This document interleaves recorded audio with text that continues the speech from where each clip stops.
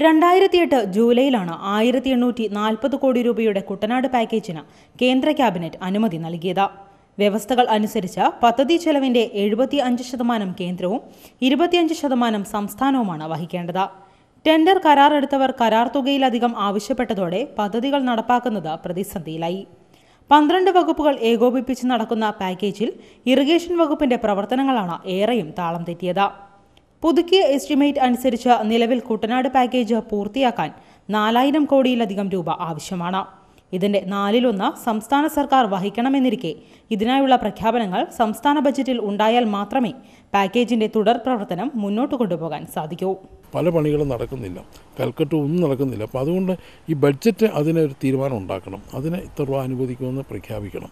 അതല്ലെന്നൊരു മറ്റൊരു നിർദ്ദേശം നമുക്ക് വെക്കാനുള്ളത്, ഈ നബാർഡ് RIDF എന്നും പറഞ്ഞൊരു അടിസ്ഥാന സൗകര്യ വികസനത്തിന് നബാർഡിന് ഫണ്ടുണ്ട്, വായ്പ കൊടുക്കും. അത് നബാർഡിൻ്റെ ഉദ്യോഗസ്ഥന്മാർ അത് പറയുന്നുണ്ട്, സംസ്ഥാനം ആവശ്യപ്പെട്ടാൽ കൊടുക്കാമെന്ന്. അതിന് ഈ 25% പണം നബാർഡിൽ നിന്ന് വായ്പ വാങ്ങിക്കുന്നതായിട്ട് വേണമെങ്കിലും ബഡ്ജറ്റിൽ പ്രൊവിഷൻ വെക്കാം. അങ്ങനെ വരികയാണെങ്കിൽ സംസ്ഥാനത്തിന് വലിയ ബുദ്ധിമുട്ടില്ലാതെ ഈ പാക്കേജ് സുഖമായി നടത്തിക്കൊണ്ടുപോകാൻ പറ്റും. പണമില്ലാത്തതിനാൽ പല ഭാഗത്തും പാക്കേജിന്റെ ഭാഗമായുള്ള നിർമ്മാണ പ്രവർത്തനങ്ങൾ നാളുകളായി മുടങ്ങിക്കിടക്കുകയാണ്.